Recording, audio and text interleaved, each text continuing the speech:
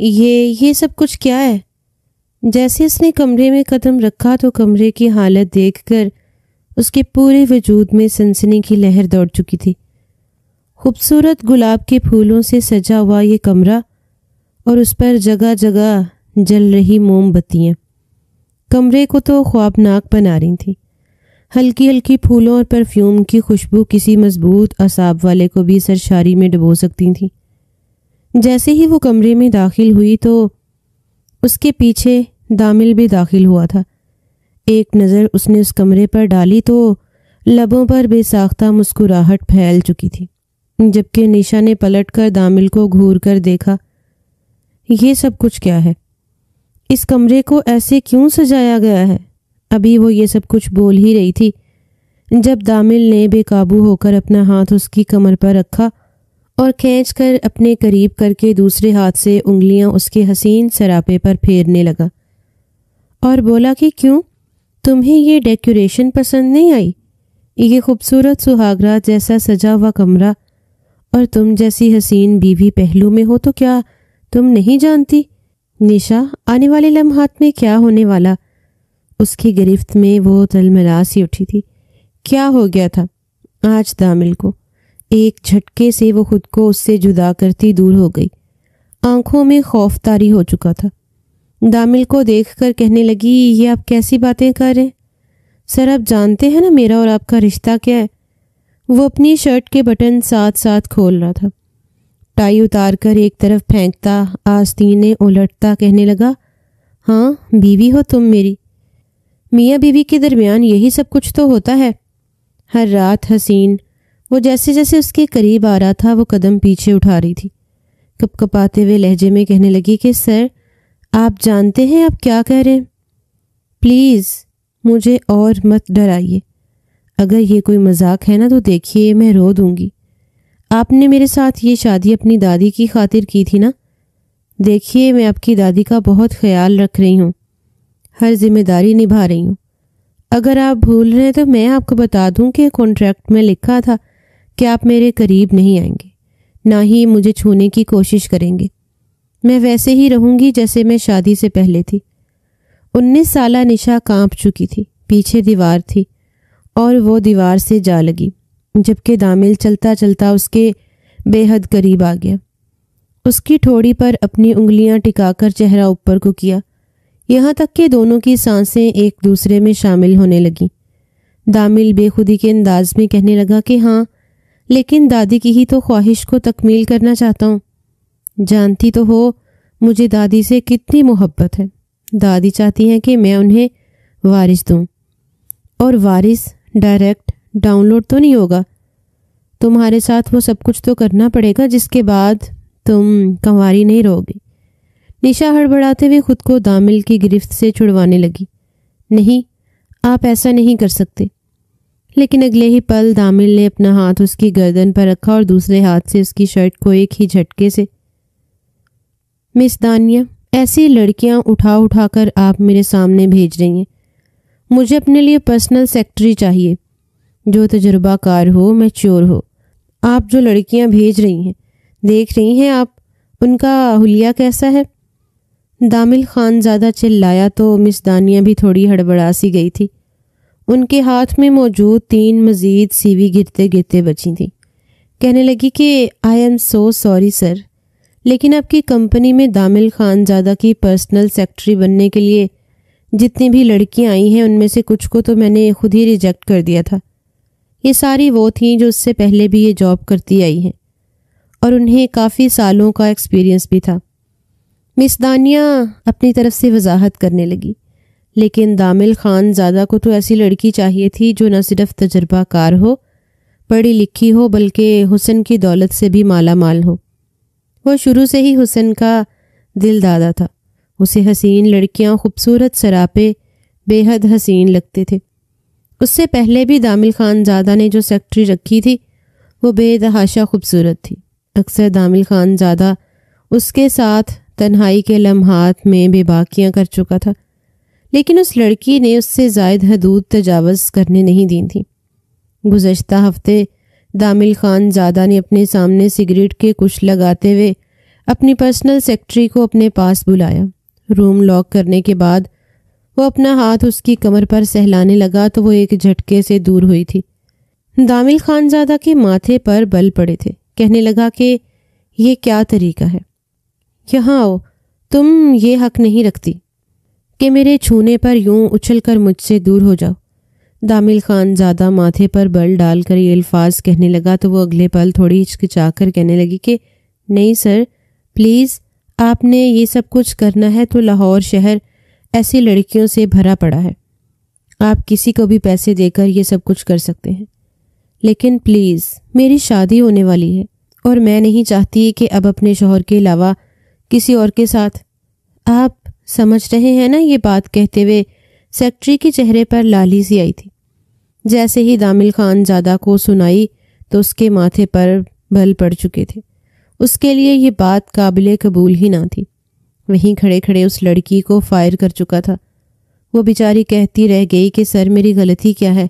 Please مجھے نوکری سے مت نکالیے، میں اپنا کام وقت پر کر رہی ہوں۔ مگر وہ سیلری اس کے منہ پر مار کر کہہ چکا تھا کہ چلی جاؤ یہاں سے، مجھے تم جیسی لڑکی کو اپنے آفس میں نہیں رکھنا جو میرے ہوتے ہوئے یہ سوچ رہی تھی کہ کسی اور کے ساتھ شادی کرے گی۔ اگر تم مزید میرے دل کو لبھاتی تو میں تم سے شادی بھی کر لیتا، لیکن اب نہیں۔ دامل خانزادہ اسے اچھی خاصی سنا کر وہاں سے نکال چکا تھا اور اب نئی پرسنل سیکرٹری کے انٹرویو شروع کر دیے گئے تھے۔ اب تک کوئی 50 لڑکیاں اس کے پاس آ چکی تھیں، لیکن کوئی بھی اسے پسند نہیں آئی تھی۔ جس طرح کی لڑکی وہ اپنے لیے چاہتا تھا ویسی اسے مل نہیں رہی تھی۔ ابھی بھی پھر ریسیپشنسٹ لسٹ نے جھجکتے ہوئے اپنے ہاتھ میں موجود 3 سی وی اس کی جانب بڑھائیں تو فائلز میں سے ابھی صرف 2 لڑکیوں کی ہی سی وی دیکھ کر دامل خانزادہ انہیں فرش پر پٹک چکا تھا۔ جیسے اس نے پیپرز کو فرش پر پٹکا تو ایک پیپر نکل کر باہر گرا تھا جس پر ایک لڑکی کی تصویر لگی ہوئی تھی۔ جیسے ہی دامل خانزادہ چلا کر اسے مزید سناتا کہ اس کی نظر اس شکل پر ٹھہر سی گئی۔ خوبصورت، انتہائی پرکشش چہرے کی حامل وہ لڑکی جسے دیکھ کر وہ جیسے ایک پل کو مبہوت سا ہو چکا تھا۔ مس دانیہ نے گھبراتے ہوئے فوراً وہ سارے پیپرز اٹھانا شروع کر دیے۔ جیسے اس لڑکی کے پیپرز پر لگی ہوئی تصویر غائب ہوئی تو وہ ہوش کی دنیا میں واپس لوٹا تھا۔ کہنے لگا کہ رکو، یہ سی وی دکھاؤ مجھے، جس پر ابھی اس لڑکی کی تصویر تھی۔ وہ سمجھ نہیں پا رہا تھا کہ کیا کہے۔ مس دانیہ نے یہ سنا تو ہڑبڑاتے ہوئے کہنے لگی کہ سر آپ چھوڑیے اسے، یہ پتہ نہیں کیسے آ گئی، اس کی سی وی تو میں نے ڈسٹ بن میں پھینکنی تھی، پتہ نہیں کہاں سے منہ اٹھا کر آ گئی تھی۔ لیکن دامل خانزادہ نے گہری نظروں سے اسے دیکھا اور چلا کر کہنے لگا اس آفس کی سی او تم ہو یا میں کہہ رہا ہوں مجھے وہ سی وی دکھاؤ۔ وہ چلایا تو اس نے وہ سی وی فوراً اس کے حوالے کر دی۔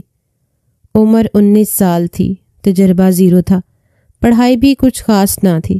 سمپل بی اے کے ساتھ کمپیوٹر کورس کر کے وہ یہاں پر اس کی پرسنل سیکرٹری بننے کے لیے سی وی جمع کروانے آئی تھی۔ اگلے ہی پل دامل نے وہ سی وی اسے واپس کی اور کہنے لگا کہ اس لڑکی کو کال کر کے بلاؤ۔ مس دانیہ یہ دیکھ کر حیران تھی۔ وہ لڑکی تو پچھلے 3 روز سے ہی روزانہ صبح سے شام تک یہاں پر آ کر بیٹھی رہتی تھی، اس کا نمبر ہی نہیں آ رہا تھا۔ جان بوجھ کر مس دانیہ نے اس کی سی وی نہیں بھجوائی تھی، کیونکہ اس جیسی لڑکیاں تو پہلی نظر میں ہی ریجیکٹ کر دی جاتی ہیں۔ مس دانیہ بھی یہ سمجھ نہ پائی کہ آخر سر نے اس لڑکی میں ایسا دیکھا کیا ہے جو پہلی نظر میں ہی دیکھ کر اسے نوکری کے لیے رکھ دیا۔ وہیں دوسری جانب وہ تھکی ہاری مرے مرے قدموں کے ساتھ گھر میں داخل ہوئی تھی۔ جیسے ہی گھر میں داخل ہوئی تو صحن میں رکھی چارپائی پر اس کا باپ بیٹھا حقہ پی رہا تھا۔ بیٹی کو یوں مرجھائے ہوئے چہرے کے ساتھ آتا دیکھا تو ماتھے پر بل پڑ گئے تھے۔ تبھی کمرے سے کھانسنے کی آواز بھی گونجی تھی۔ شکل تو ایسی بنا رکھی ہے تو نے جیسے آسمان سر پر ٹوٹ پڑا۔ آج بھی وہی تاثر لیے گھر میں داخل ہو گئی ہے، کیا بنا ہے تیری نوکری کا؟ باپ کے منہ سے یہ الفاظ سن کر جلدی سے اپنی چادر ٹھیک کرتی اس نے اپنے آنسوؤں کو آنکھوں کے بجائے حلق میں ہی اتارا تھا۔ چلتی بھی باپ کے پاس آئی اور کہنے لگی ابا آج بھی سارا دن بیٹھ کر گزار دیا، لیکن مجھے لگتا ہے کہ شاید میری نوکری نہیں لگے گی۔ اتنا سننا تھا کہ وہ شخص آگ بھگولا ہو گیا۔ غصے سے کہنے لگا کہ اچھا نوکری نہیں لگی، اور تیری ماں جو کھانس کھانس کر میرا جینا حرام کر چکی ہے اس کا علاج کہاں سے ہوگا؟ میرا دماغ گھوم چکا ہے۔ تم ماں بیٹیوں کا بوجھ مجھ سے نہیں اٹھایا جاتا، تم ماں بیٹی کے خرچے آئے روز اس کی دوائیاں ختم ہو جاتی ہیں، اب میں کیا خود کو بیچ کر اس کا علاج کرواتا پھروں؟ نشا نے جب باپ کی یہ بات سنی تو اسپاٹ انداز میں کہنے لگی کہ ابا، اس سے پہلے بھی تو میں ہی اور ماں اپنے خرچے خود ہی اٹھاتی آ رہی ہیں، آپ نے تو ہم پر 1 روپیہ نہیں لگایا، آگے بھی میں اپنا اور اپنی ماں کا خرچہ اٹھا لوں گی۔ زبان لڑاتی ہے، بدتمیز، یہ کہہ کر رفاقت نے ایک زوردار تھپڑ اس کے منہ پر دے مارا تھا۔ اپنا توازن برقرار نہ رکھتے ہوئے وہ زمین پر گر چکی تھی۔ پاؤں کا ایک کھونسا اس کے پیٹ میں مار کر کہنے لگا، دوبارہ میرے سامنے زبان چلائی نا تو ہڈیاں توڑ کے ہاتھ میں دوں گا۔ کس لیے اٹھاتا میں تیرے خرچے؟ کیوں اٹھاتا؟ تو کوئی میری سگی اولاد ہے؟ تیری ماں تجھے پیچھے سے اٹھا کر لائی تھی، پتہ نہیں کہاں کہاں منہ کالا کرتی رہی۔ یہ تو میں تھا جو تیری اس لاوارث ماں کو بیاہ کر اپنے گھر لے آیا کہ 2 وقت کا کھانا بنا کر منہ کے آگے رکھے گی، ہو سکا تو 1 عدد بیٹا پیدا کر دے گی، مگر تھی ہی ایسی کل موہی، جب سے آئی ہے بستر پکڑ کر لیٹی ہے اور خرچ پر خرچ کروائے جا رہی ہے۔ وہ اسے غصے اور اس کی ماں کو گالیاں دیتے وہاں سے باہر جا چکا تھا، اور نشا اپنا پیٹ پکڑے پھوٹ پھوٹ کے رونے لگی۔ نشا کے باپ کی وفات کے بعد اس کی ماں نے دوسری شادی رفاقت سے کی تھی۔ وہ صرف 5 سال کی تھی جب اس گھر میں بیاہ کر آئی تھی۔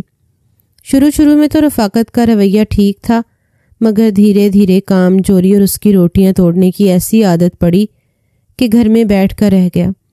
نشا کی ماں فرزانہ بیگم کپڑے سلائی کیا کرتی تھیں، سلائی بنائی اچھے سے کر لیتی تھیں، اس لیے محلے کی عورتیں ان کے پاس آ جایا کرتیں اور پیسے بھی اچھے دیا کرتی۔ اب تک ان دونوں کا ایسے گزارا ہوتا آیا تھا، لیکن اس کے باوجود رفاقت مارنے کا اور تانے دینے کا کوئی بھی موقع ہاتھ سے جانے نہ دیتا۔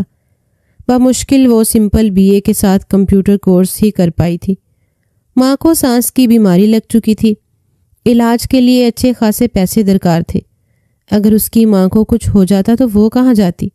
یہ سوچ کر در در کی ٹھوکریں کھاتی پھر رہی تھی، لیکن ابھی تک کہیں سے بھی اسے نوکری کا جواب نہیں آیا تھا۔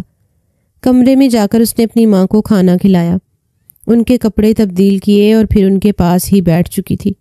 آنکھوں سے مسلسل آنسو بہہ کر تکیے کو بھگو رہے تھے۔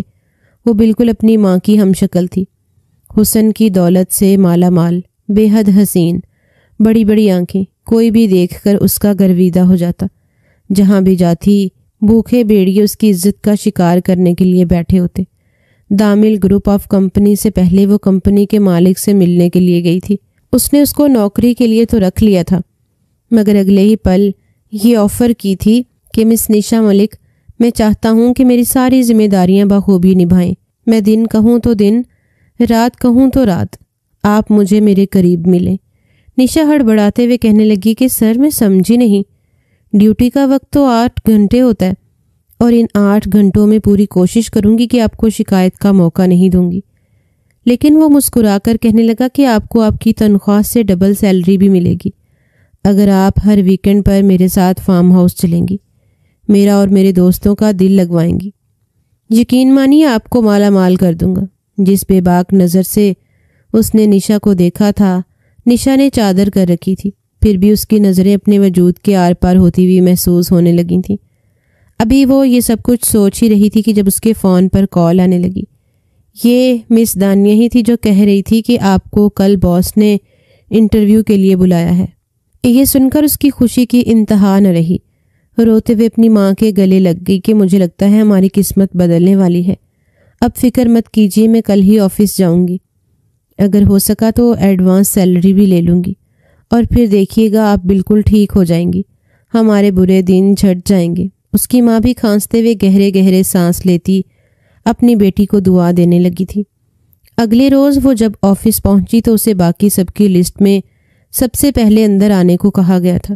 باقی جتنی بھی لڑکیاں موجود تھیں ان سب کو وہاں سے بھیج دیا گیا۔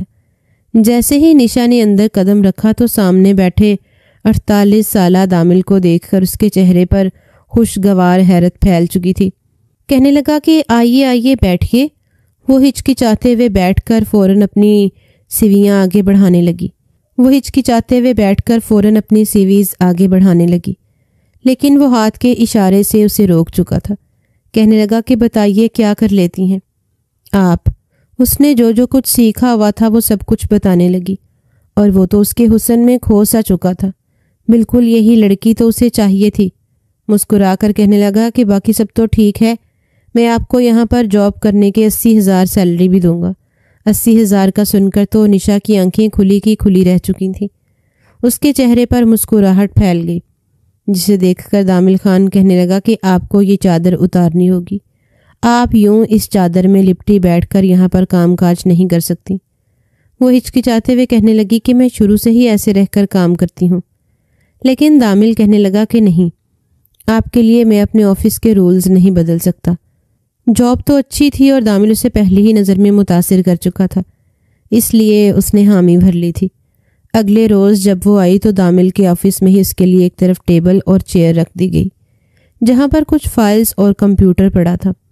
وہیں پر بیٹھ کر اس نے کام کرنا تھا۔ دامل اس لڑکی کو اپنے سامنے رکھنا چاہتا تھا۔ پہلی نظر میں اسے دیکھ کر اس کے دل کی دھڑکنیں رک چکی تھیں۔ یہ لڑکی تو سادگی میں بھی قیامت ڈھا رہی تھی۔ دامل خان زادہ نے آج سے پہلے کسی لڑکی میں اس قدر دلچسپی محسوس نہیں کی تھی۔ جان بوجھ کر اس کے ساتھ کام کرتے ہوئے کبھی اس کے کندھے پر ہاتھ رکھ دیتا تو کبھی اس کی کمر پر۔ کام سکھانے کے بہانے وہ اس کے قریب آ جاتا۔ اس کے بدن سے اٹھنے والی خوشبو سے بے چین سی کر رہی تھی۔ اس کا بس نہیں چل رہا تھا کہ بس ابھی یہیں پر اسے قابو کر کے اپنے جذبات اس پر لٹانا شروع کر دے، لیکن وہ ایک صحیح موقع کے انتظار میں تھا۔ سارا دن اس لڑکی کے ساتھ رہ کر اس کے حسن سے اپنی آنکھیں ٹھنڈی کرنے کے بعد جب وہ گھر گیا تو سامنے ہی دالان میں اس کی دادی بپھری بیٹھی تھی۔ وہ مسکراتا ہوا گاڑی سے اترا اور اپنے بڑے سے محل نما گھر کے دالان میں داخل ہو کر سب سے پہلے اس نے اپنی دادی کو سینے سے لگایا تھا، لیکن دادی نے ایک جھٹکے سے اسے خود سے دور کیا۔ دور رہو مجھ سے، نہیں ہے میرا تم سے کوئی رشتہ، نہ ہی تم میرے پوتے ہو، دوبارہ مجھے دادی مت کہنا۔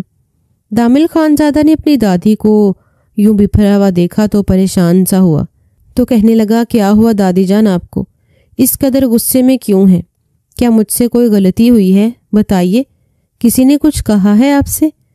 غصے سے کہنے لگی کہ کسی نے کچھ نہیں کہا مجھ سے، جب تم ہی ساری کسر پوری کرنے کے لیے موجود ہو۔ آئندہ کے بعد مجھے دادی مت بلانا۔ اگر میں تمہاری دادی ہوتی تو تم میری بات مانتے۔ وہ جانتا تھا کہ دادی اس سے کیا منوانا چاہتی ہیں۔ ایک گہری سانس خارج کر کے ان کے پاس بیٹھا اور یہ کہنے لگا کہ دادی جان، یہ شادی وادی کے چکر میرے بس کے نہیں ہیں، نہ ہی میں شادی کر کے اپنا جینا حرام کرنا چاہتا ہوں۔ میں اپنی لائف کو انجوائے کرنا چاہتا ہوں، زندگی میں آگے بڑھنا چاہتا ہوں۔ مجھے ابھی تک ایسی کوئی لڑکی ملی ہی نہیں جو اس قدر متاثر کر سکے کہ میں اس سے شادی کر سکوں۔ دادی نے یہ سنا تو آنکھوں میں آنسو لے آئیں۔ کہنے لگی کہ ہاں ٹھیک ہے نا، تمہاری پسند ناپسند کے چکروں میں قبر میں اتر جاؤں۔ اپنی دادی کی اس بات پر وہ تڑپ سا چکا تھا۔ کہنے لگا کہ دادی، آج تو آپ نے یہ بات کر دی، لیکن آئندہ میں آپ کے منہ سے اس طرح کے الفاظ مت سنوں۔ آپ جانتی ہیں نا میں آپ سے کس قدر محبت کرتا ہوں۔ ماما پاپا کے جانے کے بعد آپ نے مجھے پالا اور میں آپ کو ہی اب تک اپنا سب کچھ سمجھتا آیا ہوں۔ وہ کہنے لگی کہ اچھا، اگر اتنی محبت ہے مجھ سے تو میری بات کو رد نہیں کر سکتے، تو چلو شادی کرو مجھ سے۔ اگلے 15 دنوں کے اندر اندر تمہاری بیوی اس گھر میں چاہیے۔ میں تمہاری اولاد کو اپنے ہاتھوں سے کھلانا چاہتی ہوں۔ اس خاموش گھر میں رہ رہ کر میرا دم گھٹتا ہے۔ اپنی دادی کو روتا ہوا برداشت نہیں کر سکتا تھا۔ ایک طرف دادی کی بات ماننا بھی چاہتا تھا اور وہیں دوسری جانب اسے کسی لڑکی کو اپنی زندگی میں شامل کرنا بھی آسان نہیں تھا۔ اس نے کچھ سوچا اور پھر کہنے لگا کہ ٹھیک ہے، میں شادی تو کر لوں گا، لیکن لڑکی میری پسند کی ہوگی۔ بولیے منظور ہے؟ کہنے لگی کہ ہاں منظور ہے۔ مجھے پتا ہے کہ میرا بیٹا کبھی بھی کسی ایسی لڑکی کو اس گھر کی بہو نہیں بنائے گا جو ہمارے ریت رواج کو ماننے سے انکار کرے۔ دادی سے بات کر کے وہ کمرے میں تو آ چکا تھا، لیکن کمرے میں آنے کے بعد اس کے ذہن میں یہی باتیں گردش کر رہی تھیں۔ کچھ سوچتے ہوئے اس نے مسکرا کر اپنے ذہن میں نشا کا عکس بنایا۔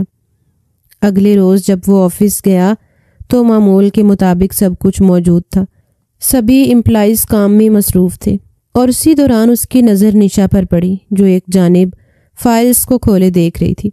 مسکراتا وہ اس کے قریب گیا اور اگلے پل اپنا چہرہ اس کے کان کے قریب لے گیا۔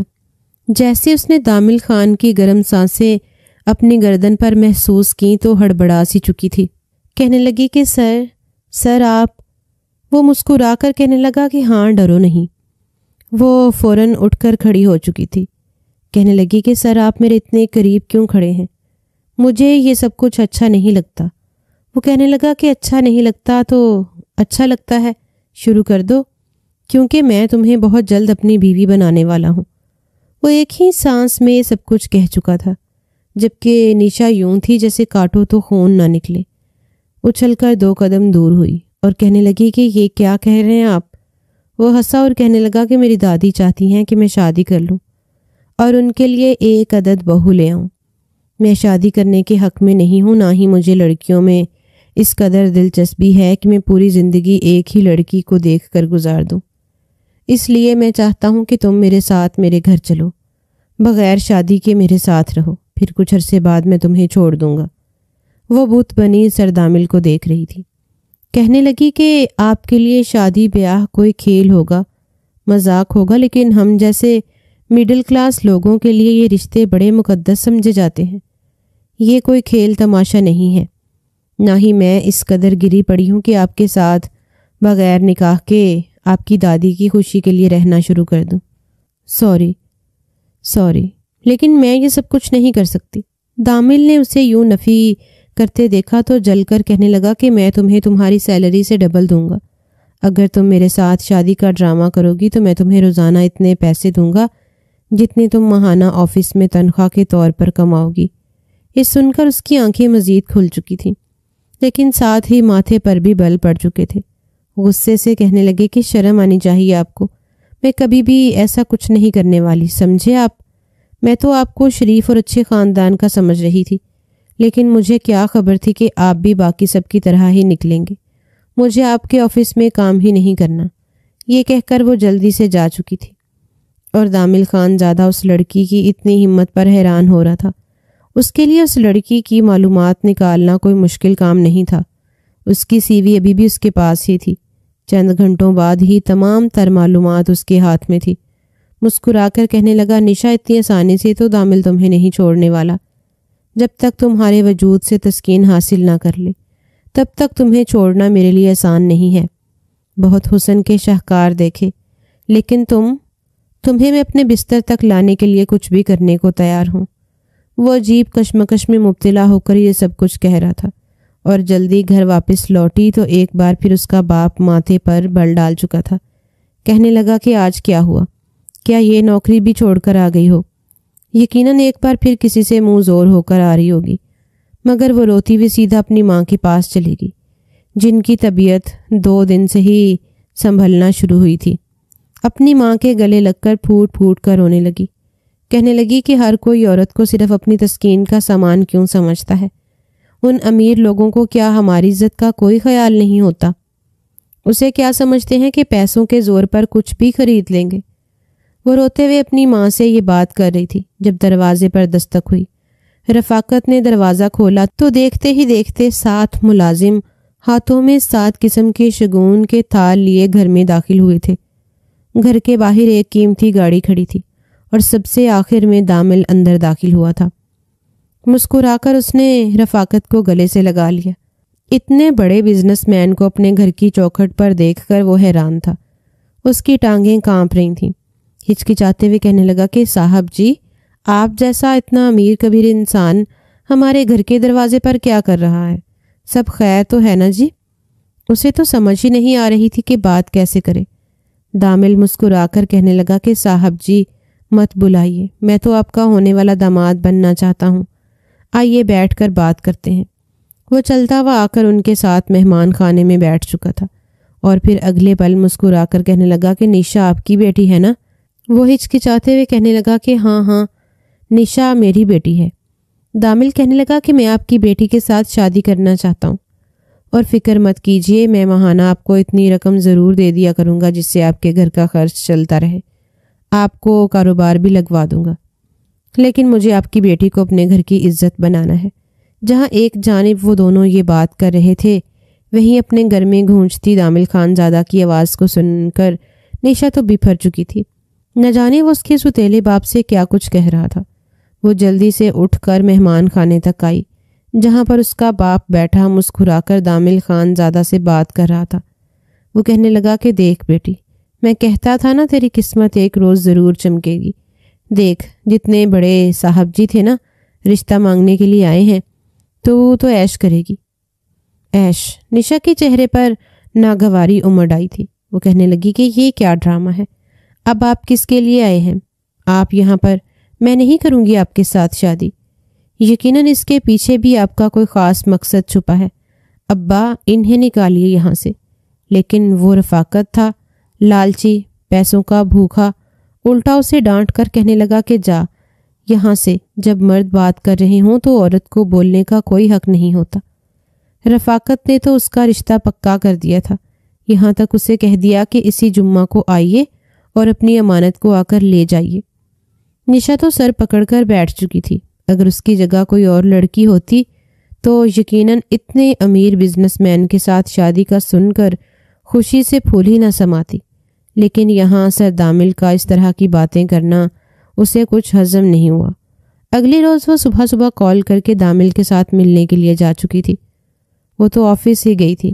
دھڑلے سے آفس کا دروازہ کھول کر اس نے زور سے ہاتھ میز پر پٹکا تھا۔ کہنے لگی، چاہتے کیا ہیں آپ؟ وہ آگے سے انتہائی نرمی سے کہنے لگا کہ تمہیں اپنی عزت بنانا چاہتا ہوں۔ وہ کہنے لگی کہ جھوٹ مت بولو، آپ مجھے سچ سچ بتاؤ، کیونکہ میں کبھی بھی آپ کے ہاتھوں خود کا استعمال نہیں ہونے دوں گی۔ میں کوئی سامان نہیں ہوں جسے آپ پیسے دے کر خرید لیں گے۔ میرے ستیلے باپ کو تو آپ اپنے قابو میں کر سکتے ہیں، لیکن مجھے نہیں۔ دامل نے گہری سانس خارج کی اور پھر چلتا ہوا اس کے قریب آ گیا۔ کہنے لگا کہ میں تمہارے ساتھ کانٹیکٹ پر شادی کرنا چاہتا ہوں۔ میرے لیے یہ لڑکیاں اور یہ سب کچھ صرف ایک ایڈونچر ہے، کھیل ہے، اس سے زائد اور کچھ بھی نہیں۔ میں چاہتا ہوں کہ میری ایک عدد کانٹریکٹ بیوی ہو جو میری دادی کا خیال رکھ سکے، ان کی خدمت کر سکے، ان کا اکیلا پن دور کر سکے، اور مجھے تم سے بہتر لڑکی اور کوئی نہیں ملی۔ اگر تم ایسے نہیں چل سکتی تو نکاح کر کے چلو۔ وہ اس کے کافی قریب آ کر یہ بات کر رہا تھا۔ پیسوں کی ضرورت تو اسے بھی تھی، اپنی ماں کا وہ اچھے سے علاج کروانا چاہتی تھی، اور بس کسی بھی طرح اپنے باپ کے تانے تشنوں سے اپنی ماں کو الگ رکھنا چاہتی تھی۔ یہ گہری سانس خارج کر کے کہنے لگی کہ ٹھیک ہے، میں آپ کے ساتھ نکاح کرنے کے لیے تو تیار ہوں، لیکن میری بھی ایک شرط ہے کہ آپ میرے ساتھ زبردستی نہیں کریں گے۔ وہ کہنے لگا کہ کیسی زبردستی نشا؟ کہنے لگی کہ میں صرف اور صرف آپ کی کانٹریکٹ پر لائی گئی بیوی ہوں گی۔ آپ میرے قریب نہیں آئیں گے، بلا وجہ مجھے چھونے کی کوشش نہیں کریں گے، اور نہ ہی بیوی والا رویہ اختیار کریں گے۔ میں آپ کا کوئی بھی کام نہیں کرنے والی، صرف اور صرف آپ کی دادی کا ہی خیال رکھوں گی۔ یہ سن کر دامل مسکرایا، دل ہی دل میں کہنے لگا کہ تم ایک بار مجھ تک آؤ تو پھر دیکھوں گا کیسے میری دسترس سے باہر جاتی ہو۔ جب تک میرا دل نہ بھرا تب تک تمہیں جانے کون دے گا۔ وہ اندر ہی اندر مسکرایا اور کہنے لگا کہ ہاں، بے فکر رہو، یہ کانٹریکٹ میرج ہے اور تمہاری ہر بات مانی جائے گی۔ اس جمعہ کو اس کا نکاح تھا۔ دادی بہت زیادہ خوش تھی۔ سادگی کے ساتھ چند لوگوں کی موجودگی میں اس کا نکاح دامل خان زادہ سے ہو چکا تھا۔ اس کے باپ کو اس بات سے زیادہ ان پیسوں کی خوشی تھی جو بدلے میں دامل انہیں دے رہا تھا۔ وہ اپنی ماں کے گلے لگ کر پھوٹ پھوٹ کر روئی تھی۔ اس کی ماں بھی اسے ڈھیروں دعائیں دے دی۔ رخصت ہو کر دامل کے ساتھ جب وہ اس کے گھر میں داخل ہوئی تو ایک پل کو اس کی آنکھیں اس گھر کو دیکھ کر چندے آ چکی تھیں۔ دادی نے اسے اپنے سینے سے لگایا جو کہ ویل چیئر پر بیٹھی تھی۔ کہنے لگی، بس بیٹا، تم اب اس گھر میں آ چکی ہو نا، دیکھنا یہ گھر کس قدر خوشیوں سے بھر جائے گا۔ میری تو یہی دعا ہے کہ خدا تم لوگوں کو ہمیشہ خوش رکھے، اور بہت جلد میری گود میں میرے دامل کے بچے موجود ہوں۔ یہ سن کر وہ تھوڑی ہچکچائی تھی۔ بجائے کمرے میں جانے کے وہ دادی کے ساتھ ہی وہیں پر بیٹھ گئی۔ دادی بار بار اس کے صدقے واری جا رہی تھی کہ کتنی خوبصورت ہے میرے دامل کی پسند۔ ارے ایسی لڑکی تو میں بھی اس کے لیے نہ ڈھونڈ سکتی جتنی پیاری لڑکی اس نے خود کے لیے ڈھونڈی ہے۔ وہ وہاں پر بیٹھی دادی کے ساتھ کافی دیر باتیں کرتی رہی۔ اسے دادی کا رویہ بہت اچھا لگا تھا۔ دادی کی محبت میں وہ اپنی ماں کی محبت تلاش کرنے لگی تھی۔ جب رات کے 11 بجے تو دادی کہنے لگی کہ بیٹا جاؤ، تمہارا شوہر تمہارے کمرے میں تمہارا انتظار کر رہا ہوگا۔ میرا دامل بہت اچھا ہے، تمہیں بہت خوش رکھے گا، جاؤ اس کے ساتھ اپنی نئی زندگی کا آغاز کرو۔ وہ ڈھکے چھپے الفاظ میں اس کو یہ سب کچھ کہہ رہی تھیں اور وہ دھڑکتے دل کے ساتھ اس کمرے سے باہر نکل آئی۔ بار بار قدم اس کمرے کی طرف بڑھتے اور پھر اٹھ جاتی۔ دل میں عجیب سا دھچکا لگا ہوا تھا۔ وہ یہ سوچنے لگی کہ اس کمرے میں جانے کے بجائے مجھے یہیں کہیں سو جانا چاہیے۔ اتنا بڑا گھر ہے، اتنے زیادہ کمرے، اس کمرے میں گئی تو نہ جانے سر کیسی باتیں کرنے لگ جائے۔ وہ ان کے ساتھ ایک بند کمرے میں تو بالکل بھی رہنا نہیں چاہتی تھی۔ یہی سوچتی ہوئی نشا اس گھر کے کمروں کو کھولنے کی کوشش کرنے لگی، لیکن جس کمرے کا بھی نوک گھماتی وہی لاک ہوتا۔ آخر کار اس نے لاؤنج میں ہی رکھے ہوئے صوفے پر جا کر سونے کا پلان بنایا۔ ابھی اسے صوفے پر لیٹے ہوئے کچھ دیر ہی ہوئی تھی کہ جب اسے اپنے قریب کسی کی موجودگی کا احساس ہوا۔ اگلے پل گرم سانسیں اپنے چہرے پر محسوس کر کے وہ ہڑبڑا کر اٹھی۔ اس سے پہلے کہ ایک چیخ اس کے حلق سے نکلتی، سامنے دامل کو دیکھ کر اس کا سانس وہیں پر اٹک چکا تھا، جو کہ بغیر شرٹ کے اس کے سامنے کھڑا تھا۔ ماتھے پر بل ڈال کر کہنے لگا کہ یہ کیا طریقہ ہے؟ یہاں پر کیوں سو رہی ہو تم؟ تمہیں میں نے کہا تھا کہ تم دادی سے ملنے کے بعد سیدھا اس کمرے میں آؤ گی۔ وہ تھوڑی ہڑبڑا سی چکی تھی، کہنے لگی کہ نہیں، میں آپ کے ساتھ اس کمرے میں نہیں رہوں گی۔ دامل کہنے لگا کہ تم نے اس کانٹریکٹ میں ایسا کچھ نہیں لکھا تھا، سمجھی؟ چلو کمرے میں۔ وہ اس کا ہاتھ پکڑ کر کمرے میں لے کر آیا تھا۔ ایک نظر وہ اس کمرے کو دیکھ کر گہری سانس خارج کر چکا تھا، جبکہ دامل تو اس کے قریب آ بیٹھ چکا تھا۔ اپنا ہاتھ اس کے چہرے کی طرف لے کر جانے لگا تو وہ تھوڑی دور ہٹ گئی، کہنے لگی کہ یہ کیا کر رہے ہیں آپ؟ میں نے کہا تھا نا میرا آپ کے ساتھ اس طرح کا کوئی رشتہ نہیں ہوگا۔ دامل مسکرا کر کہنے لگا جو بھی ہو، بیوی تو ہو تم میری، اور آج تو ہماری سہاگ رات ہے نا، تو پھر اتنا تو حق رکھتا ہوں میں کہ تمہارے ساتھ تھوڑا بہت ہی صحیح اپنی تسکین حاصل کر سکوں۔ یہ کہہ کر وہ اس کے قریب ہوتا چلا گیا تھا۔ کہاں وہ 28 سال کا بھرپور جسامت رکھنے والا شخص اور کہاں وہ 19 سال کی دبلی پتلی لڑکی۔ خود کو چھڑوانے لگی، کہنے لگی کہ آپ اپنی باتوں سے نہیں پھر سکتے۔ دامل خان زادہ ہنس کر کہنے لگا کہ اچھا، تم مجھے روکو گی؟ کیسے روکو گی؟ تم تو مجھ سے اپنی نازک سی کلائی نہیں چھڑوا سکتی۔ وہ اس کی گردن پر اپنے لب رکھ چکا تھا۔ ایک کرنٹ سا تھا جو اس کے وجود میں سرایت کرتا گیا، مگر اسے خود کو دور کرنے لگی۔ آنکھوں میں آنسو جھلملانے لگے تھے۔ کہنے لگی کہ میں چلانا شروع کر دوں گی۔ اگر اب آپ نے مزید حد پار کی تو میں جا کر آپ کی دادی کو سارا سچ بتا دوں گی کہ آپ نے مجھے کانٹریکٹ پر یہاں پر لایا ہے اور کچھ عرصے بعد مجھے طلاق دے دیں گے۔ جیسے اس نے یہ بات کی تو دامل فوراً اس سے دور ہٹا تھا۔ ایک نگاہ اس پر ڈال کر غصے سے کہنے لگا کہ تم ایسا کچھ نہیں کرو گی۔ خبردار، اگر میری دادی کو کچھ ہوا تو میں تمہارا وہ حشر کروں گا کہ تم اپنی شکل پہچاننے لائق نہیں رہو گی۔ اب تک تمہارے ساتھ نرمی برت رہا ہوں، اس کا یہ مطلب نہیں کہ تم مجھے نیچ اور گرا ہوا ہی سمجھ لو۔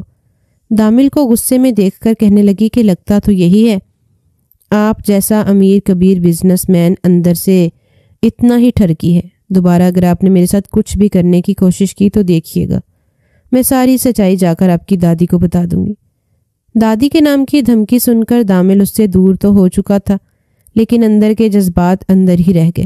اس نے کمبل اٹھایا تھا اور اپنا سر جھٹک کر صوفے پر ہی سو چکی تھی۔ دامل کچھ دیر تو اسے غصے سے دیکھتا رہا، پھر چینج کر کے وہ بھی سو گیا۔ بار بار اندر کی بے چینی اسے چین نہیں لینے دے رہی تھی۔ حسن کی دیوی اس وقت اس کے کمرے میں موجود تھی اور وہ چاہ کر اس سے سیراب نہیں ہو سکتا تھا، خود کو اس کے وجود سے تسکین ہی بخش سکتا تھا۔ ساری رات اس کی یوں ہی گزر چکی تھی۔ اگلی صبح اس کے اٹھنے سے پہلے ہی وہ کمرے سے باہر جا چکی تھی۔ اپنے ہاتھوں سے اس نے دادی کے لیے کھانا تیار کیا تھا، انہیں دوا دے دی۔ وہ یہ دیکھ کر بہت خوش تھی۔ چند روز میں ہی اس کا دادی کے ساتھ اچھی بات چیت ہو گئی تھی۔ دادی اسے اپنے پاس بٹھا کر اپنے زمانے کے پرانے قصے سنایا کرتی اور وہ دلچسپی سے سنا کرتی۔ دامل یہ دیکھ کر خوش تھا۔ اس گھر میں واقعی اس لڑکی کے آنے سے رونق سی آ چکی تھی۔ اس کے ہاتھ میں ذائقہ بھی بہت تھا۔ اس شام جب رفاقت اور اس کی ماں فرزانہ دونوں ملنے کے لیے آئے تو رفاقت تو اتنے بڑے گھر کو دیکھ کر دھنگ رہ چکا تھا۔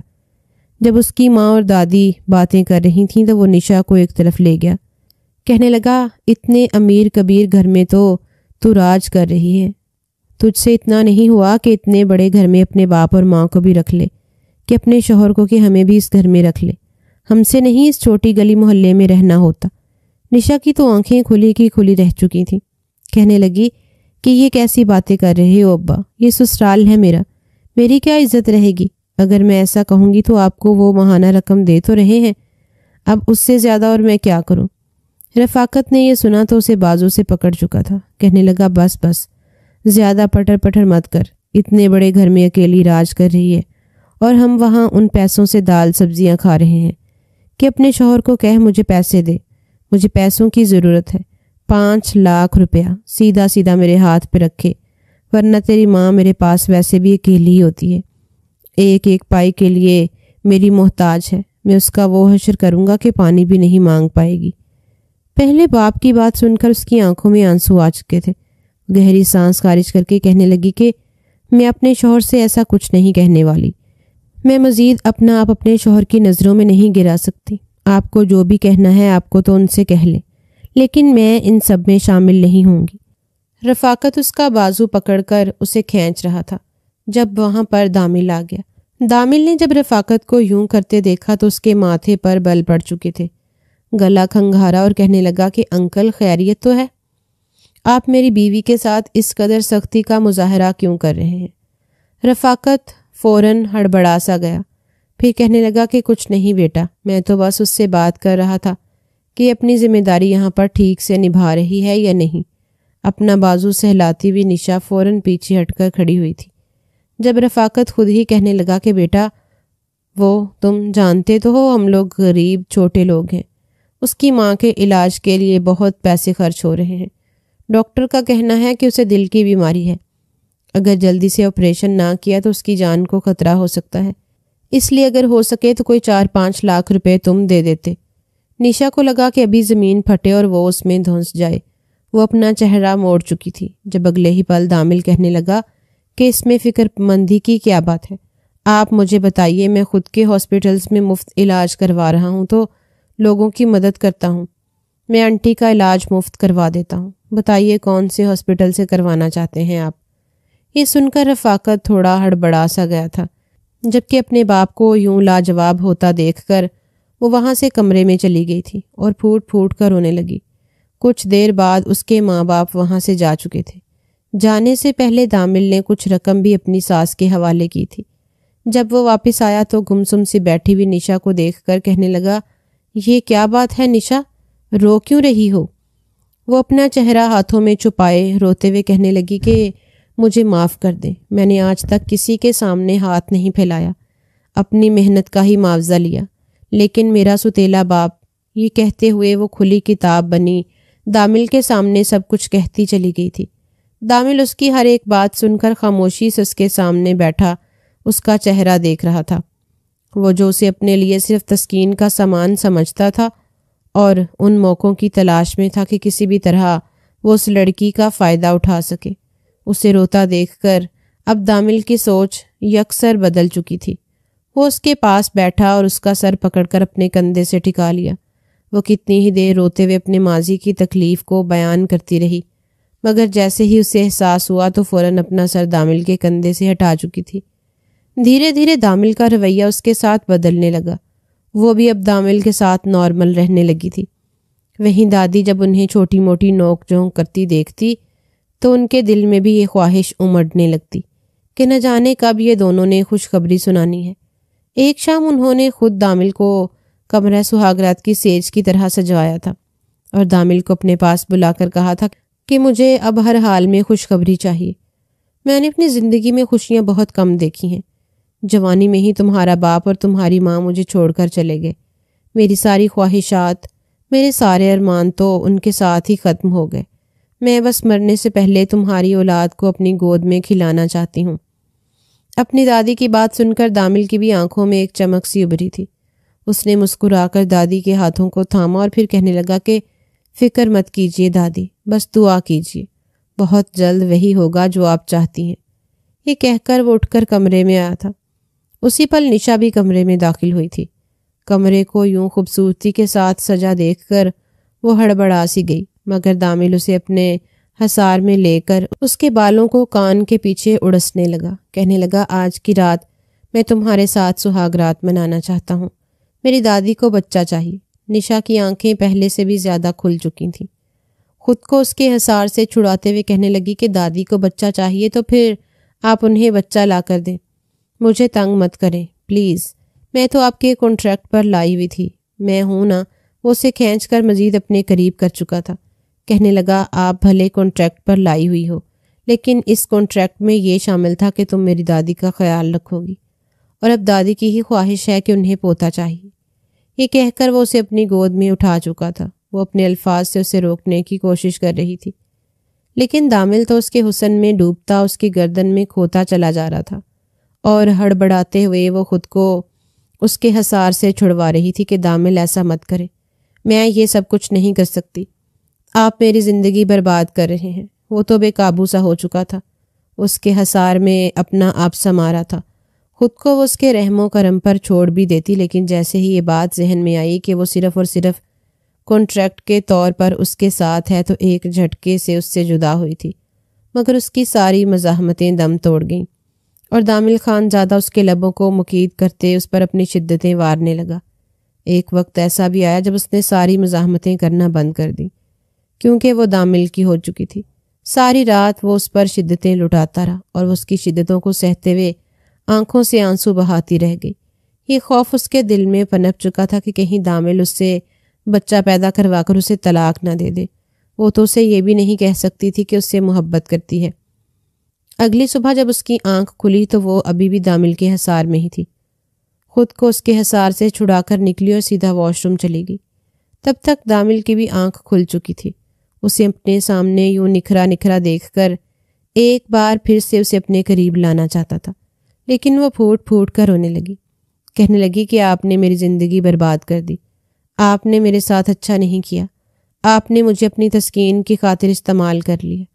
اگر میں اس کانٹریکٹ کے ختم ہونے کے بعد کسی اور سے شادی کروں گی تو کیا ہوگا؟ جانتے ہیں میرے کردار پر کیسے کیسے الفاظ اٹھیں گے؟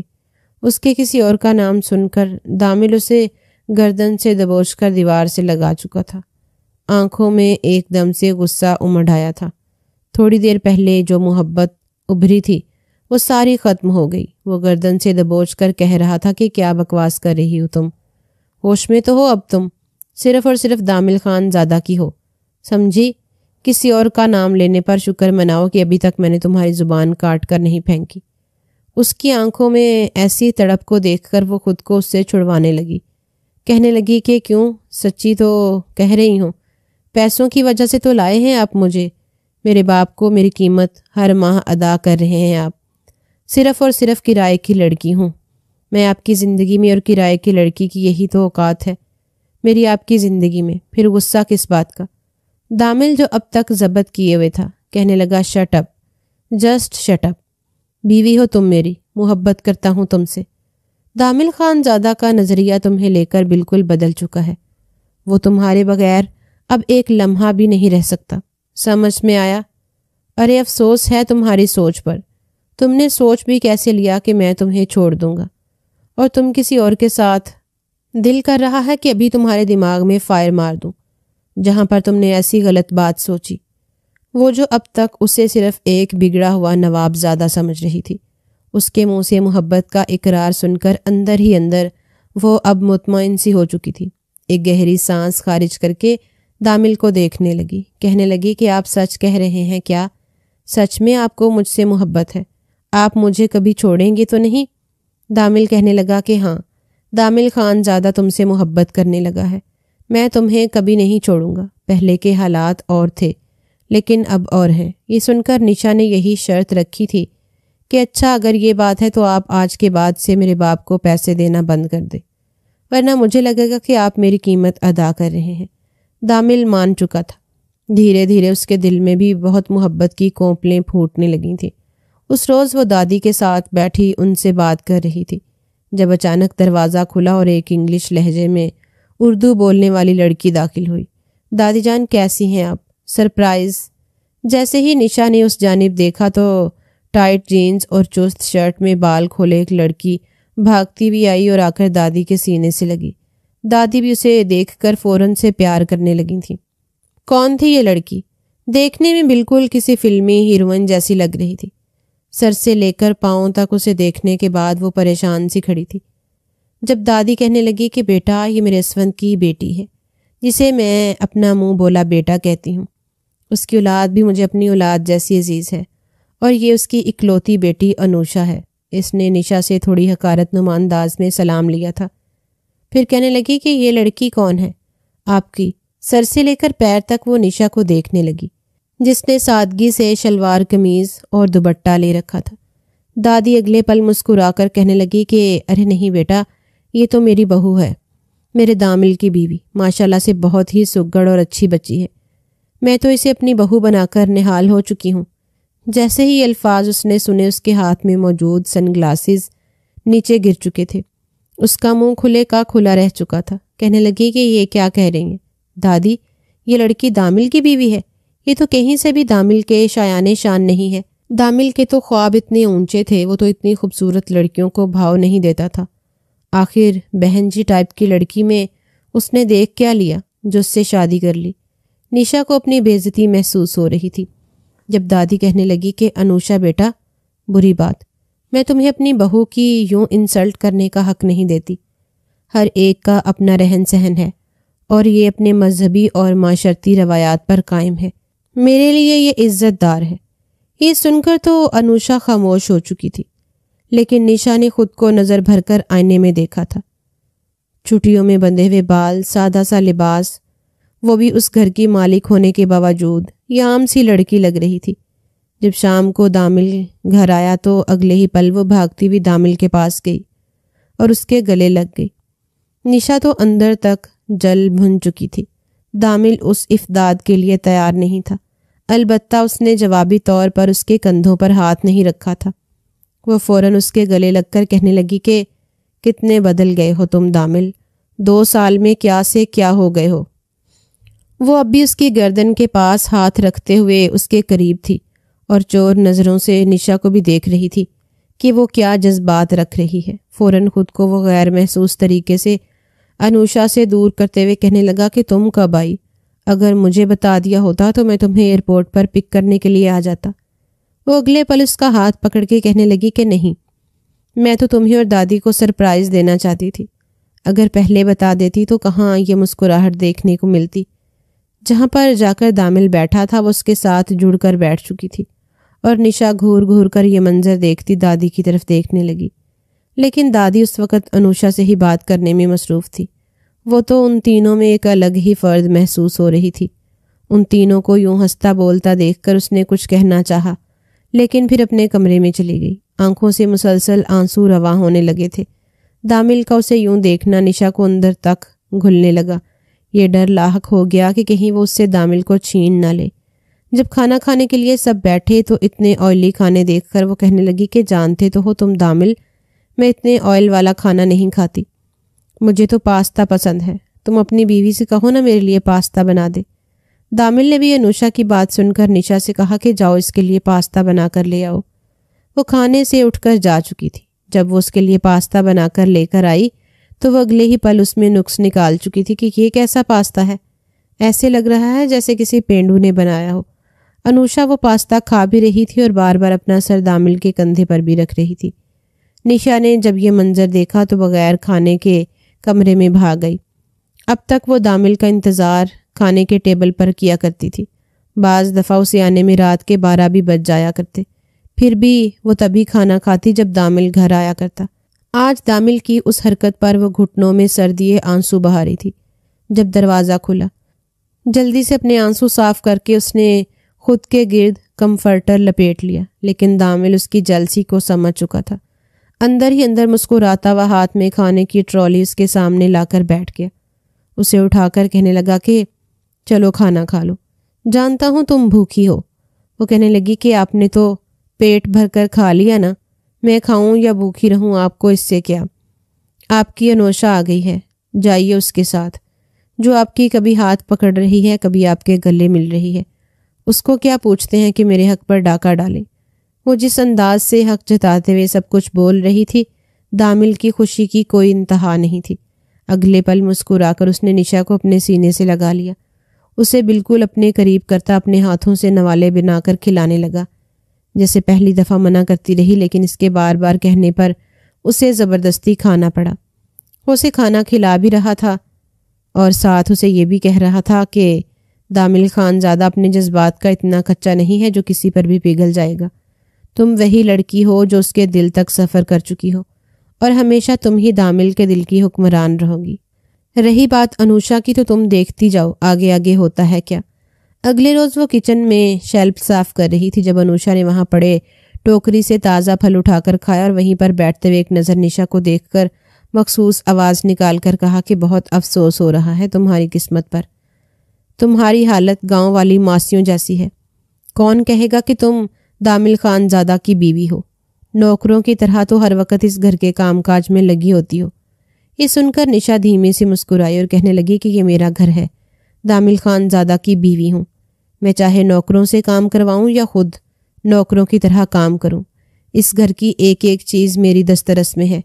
کسی باہر کی آئی مہمان کو یہ حق نہیں دیتی کہ وہ مجھے یوں تنقید کا نشانہ بنائے۔ مجھے جو اچھا لگے گا میں وہی کروں گی، اور زیادہ بک بک کرنے والوں کو جواب بھی دے سکتی ہوں۔ انوشا نے جب اس کا یوں ٹیڑھا سا جواب سنا تو اگلے ہی پل اس کے ماتھے پر بل پڑ چکے تھے۔ آگے بڑھ کر کہنے لگی، تمہاری ہمت کیسے ہوئی انوشا خانزادہ کے ساتھ زبان چلانے کی؟